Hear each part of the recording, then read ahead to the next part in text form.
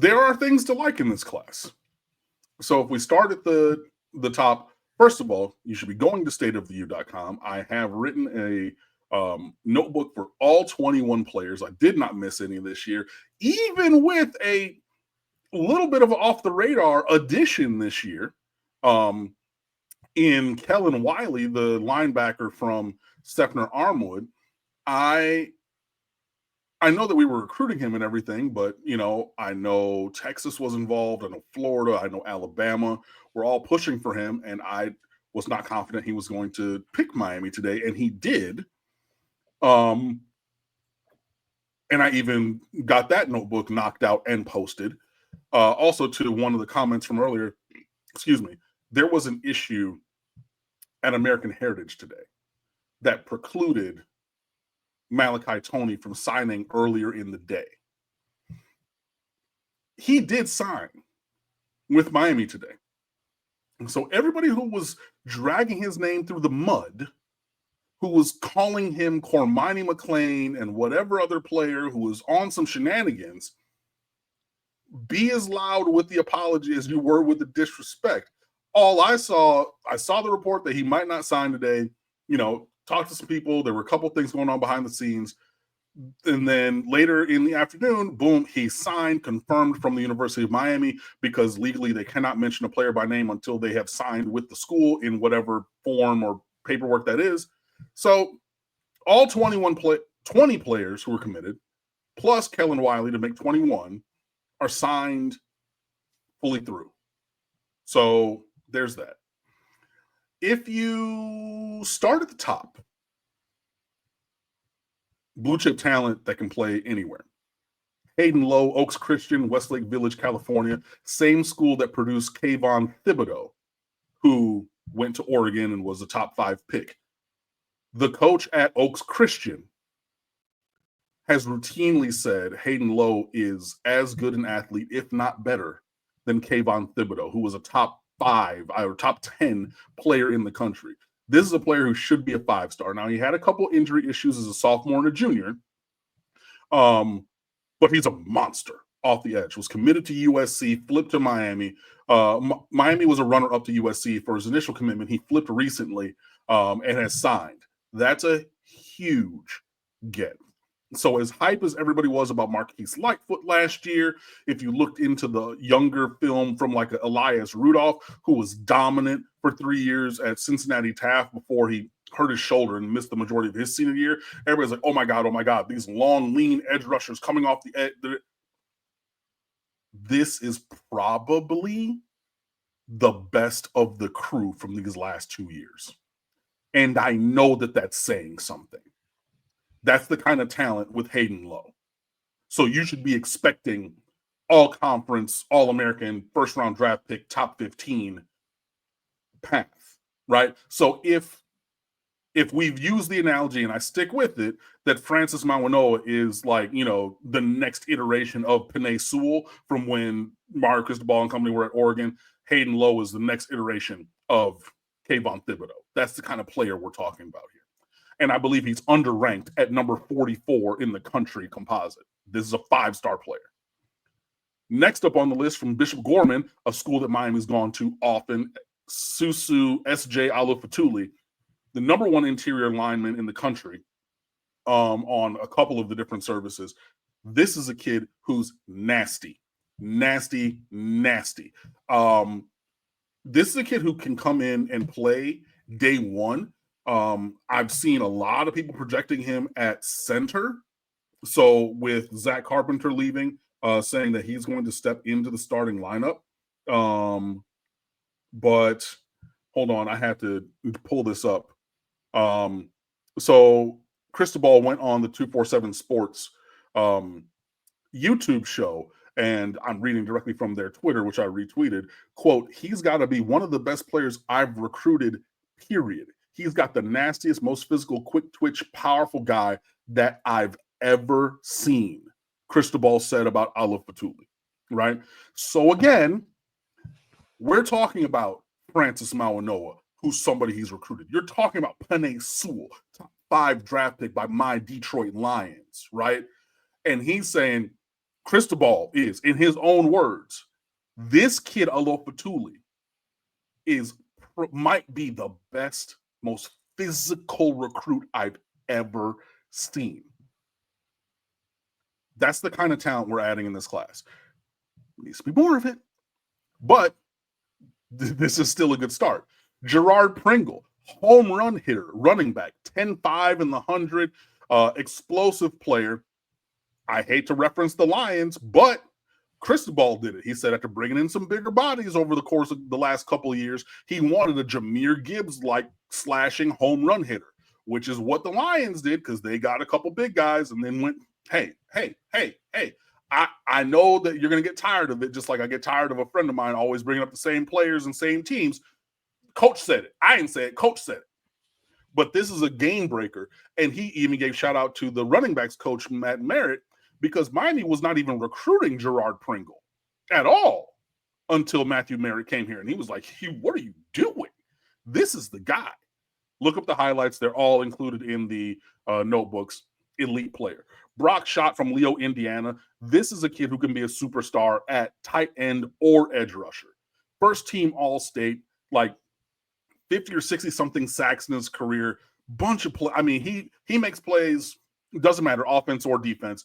This is an elite player. I think he's going to probably stick on offense, which makes sense, with Elijah Royal moving forward to the NFL and whatnot. But this is an elite player. Joshua Moore from West Broward, 6'4", 205, that big-bodied athletic X-receiver that Miami has been dreaming of. This is a kid who dominated a 7-on-7 at Miami, on Miami's campus the summer before his junior year.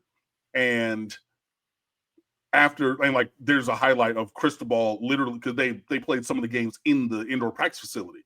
And Cristobal standing on the turf in the background, like where my hand is, watching this kid. Like, you would see him like, yo, apparently went into the office, took him into the office as, recruiting and whatever. Had a recruiting meeting about it afterwards, and they're like, oh, he's about to commit somewhere else. He was like, no, we need to go get that one. And did. Again, this is a huge kid, athletic. I mean, easy double, triple standing backflips at 6'4", 205. Like uncommon athletic ability and the physical profile of a receiver that Miami seldom had. Another incredible edge rusher, Georgia's sack leader, Herbert Scroggins III, nicknamed Third because he's the third of his name. Big, fast, strong, physical. A little shorter than you'd like at 6'2", but, still has positive wingspan and things like that. And he goes to a military academy, and he is not shied away from the weight room at Benedictine Military School. Let me tell you that. But this is another elite edge rusher. Again, Georgia's sack leader, and that's another state with big-time talent all over. So that's an incredible get. Bryce Fitzgerald continues the connection to Miami Columbus. He's a playmaking safety. I saw 17 career interceptions, a lot of them he taken back for touchdowns. He's a ball hawk back there. Not as physical as you would like yet. Hopefully he adds a little bit of physicality to his game, at the point of contact or, going downhill to impact pass catchers and runners. Hopefully you can add that, but this is a kid, definitely makes plays all over the secondary, and Miami needs that for sure. Amari Wallace started for 2 years at Miami Central as a sophomore and a junior. This is the kid I mentioned who had the compound fracture in the preseason scrimmage at Miramar, and his parents are suing both Broward schools and Miami-Dade County schools. So he did not play a snap as a senior. Amari Wallace did, unfortunately. If he's able to recover from this injury, this could be a big get. He's, another player who's a ball hawk, a lockdown player in the secondary and everything. As the reports go, and I mean, I still have friends and connections at Miramar because some people that worked there when I was there are still there and everything. From what I heard, he was making a leaping interception in this scrimmage, landed, and broke his leg. There's debate about the quality or the state of repair of the field upon which they were playing at the time, which is the point of contention with the lawsuit, saying, how, like, if the field was properly kept, then he would have just landed and it would have been another play. But regardless of like that part of the result, all over the field, making this leaping interception and everything, that shows the ability that this kid has. Again, it's really down to, is he going to be able to recover from this injury? A compound leg fracture is not, just a little scratch. But I'm glad to see Miami honor his scholarship. Because, I mean, in the immediate aftermath of the injury, there was questions about if he was going to play in the future, period, full stop. So, but he is a very talented kid. Another very talented kid, Jabari Antoine, from the heart of LSU country, New Iberia Westgate in Louisiana. This is another kid in the secondary with tons of skills. He can play corner, he can play safety. I know he's talked about playing safety in Lance Guidry's defense. I would like to try him at corner first, personally, just because I think that he's a better fit there. I could be wrong. And I have been before, and I'm fine with that. But yeah, this is a kid, battled a couple injuries. He missed some time as a junior. He missed some time as a senior as well. But another super athletic kid from the heart of SEC country, and Miami went in there and got him. Chris Ewald is a multiple-time champion at Chaminade. Miami beat Georgia heads up for his commitment back in the summer and spring. And people kind of forgot about Ewald, I think. I even saw some people, saying that he needed to not be in the picture of one of the better recruits in the defensive backfield in this class, something that I disagree with. This is a kid who can play here, maybe not day one, but yeah, I mean, he's going for his 4th state championship in high school at Chaminade, one of the biggest, high school football factories down here, and is a great player in his own right, apart from the school that he attends. So that's a great get. Luka Gilbert is the number 2 tight end in this class and would easily be the number 1 in many classes. Big kid, basketball player background, listed 6'7", 6'8". He's massive. Height-wise, 233 on a 6'8" frame is a little thin. Crazy to say. So he could definitely get up in the 245, 255 range and still maintain the majority of his athleticism. But going up into Ohio and beating Ohio State and a lot of other big teams for Gilbert is a good get. So, and then you pair him, he's a good get for tight end by himself. You add him with Brock Schott, that's a great get. The one addition today was Kellen Wiley, the linebacker from Sefner Armwood, 6'5", 6'4", 225. This kid is woefully underrated. He was at a smaller school as a freshman and a sophomore, transferred to Armwood as a junior, immediately had 82 tackles for a team that made a deep run in the playoffs, I think state quarterfinals or something like that. And then his senior film was even a step above that. And he has the prototypical height build combo. Everybody was talking about Darius Hayes last year, the 4-star linebacker the Miami signed. This kid is that same physical profile and might be a better athlete. This is a huge, huge get. You had Texas involved, you had Florida involved, you had Alabama involved all the way to the end for this kid. And if you think, okay, well, the kind of linebackers that they're recruiting and playing, that the fact that they're chasing after this kid speaks to the quality. So if you didn't believe the evaluation on its own, then comparatively you have to. Huge get, great get, especially in the light of losing Derek Nix. I'm sorry, not Derek, the Nix kid to Oregon. That's a peer level replacement, and potentially because you go from a 5'10", 5'11" linebacker to one who's 6'4" with the same, if not better, athleticism. That might even be an upgrade, to be perfectly honest. Malachi Toney, like I said, he did sign the superstar youngster from American Heritage. He broke out with a 100-yard, 110-yard, 2-touchdown game, his first game as a freshman on national television, reclassified up to the 25 class, and signs with Miami. He was committed to Miami, decommitted for a bit, kind of kicked the tires on Alabama and a couple other teams, and decided to stick home. This is a good get. This is a kid who's going to challenge for playing time next year, so look out. The quarterback of the future, Luke Nickel, Alfreda Milton. This is a kid who we're in the underranked section now, woefully. I think Malachi Toney, very underranked. I think Luke Nickel, very underrated. This is a kid, 26-2 as a high school starter in the state semifinals, I believe, this week against the number 1 seed in the state of Georgia. But he went through the top 3 seeds last year on the way to Milton State Championship. This is a kid who can sling it, man. 3,000 yards, 36 touchdowns, and 6 interceptions, I want to say, as a senior to this point. He's a baller, straight up. So I love this evaluation. I love this take. I don't know that he's going to be able to play day one here, but this is the kind of talent we should have at quarterback. I know people are saying we should get more 5 stars or like higher rated players at quarterback. I'm with you, and I agree with that. But with that not being the case, I like someone like Luke Nickel. Like both things can be true. I can like Luke Nickel and the talent that he brings, and also say eventually we need to continue to elevate what we're bringing in, which was kind of the foundation of my initial statements about not necessarily being super high on this class overall. Dalen Upshaw from Phoenix City, Central Alabama. He was the teammate of Cam Coleman, who's the standout freshman at Auburn. They were on the same team last year, and both of them had 1,000 yards. I think he has like 3,500 yards receiving in his career. Super productive, super electric. Home run waiting, anytime he touches the ball. Great get.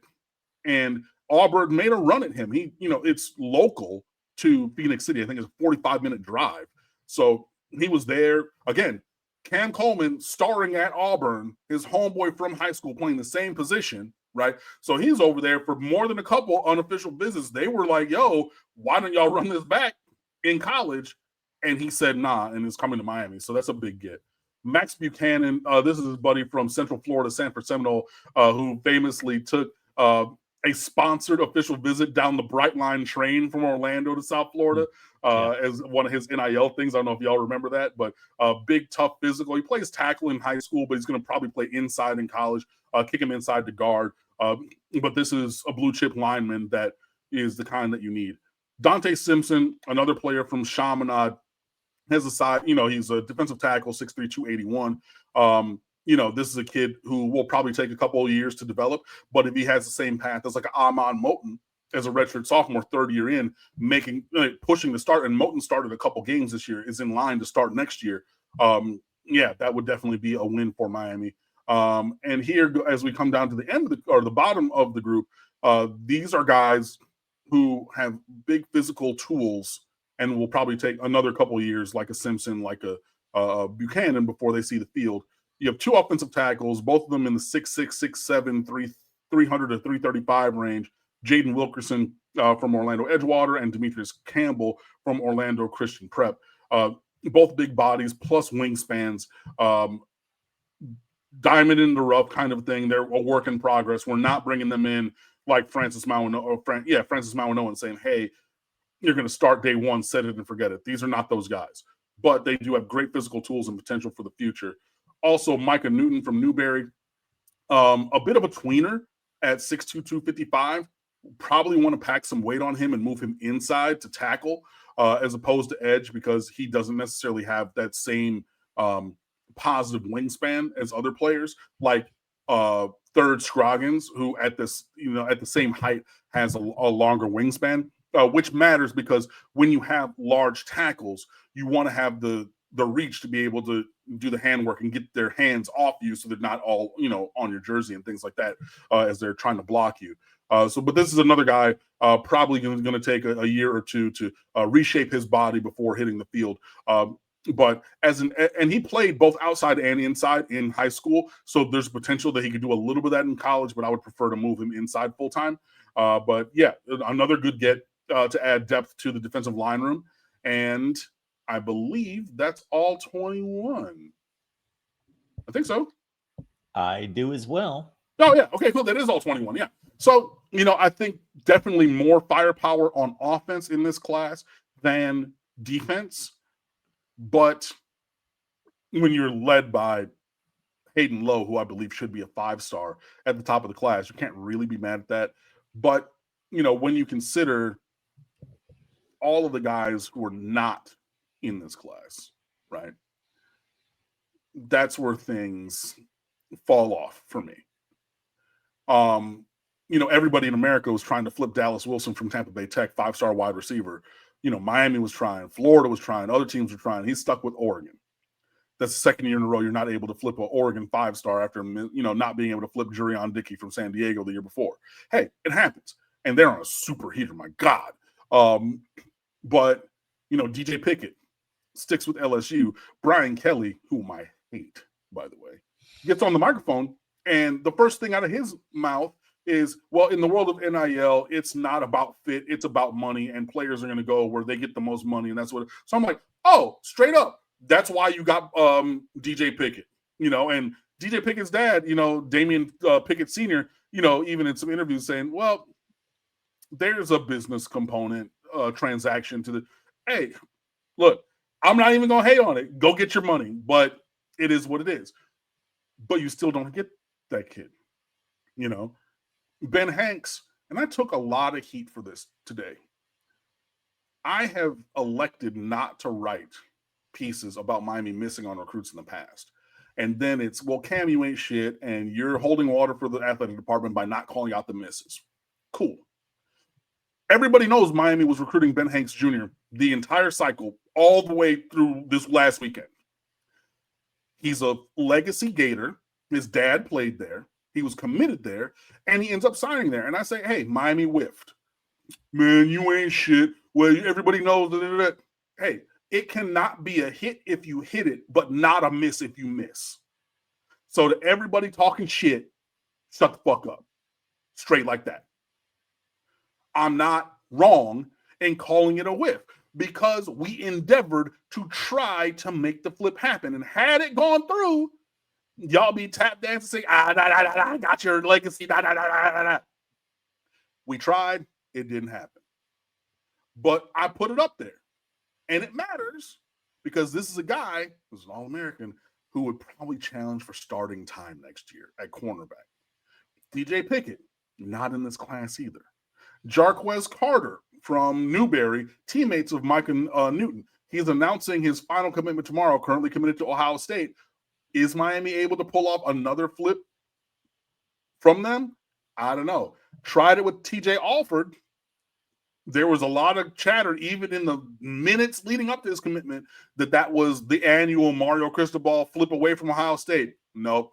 He's going up there to Columbus. Okay. But again, that player is not on your roster. So when you're looking at the top guys, especially positions of need, especially from the state of Florida, Ben Hanks, regardless of legacy, you tried and whiffed. DJ Pickett, apparently you didn't want to pay the price of the brick because LSU moved more bricks to get the money to make the transact the transaction. Cool, right? Verno Brown the third, and he's a Florida legacy also. Miami cut bait on that earlier, but kicked the tires on it. Dallas Wilson. I've named 6 dudes from the state of Florida, top end blue chips, who Miami missed out on in this class. That matters. It just simply does. So, I think that this is a fine class. It's not where I think it needs to be.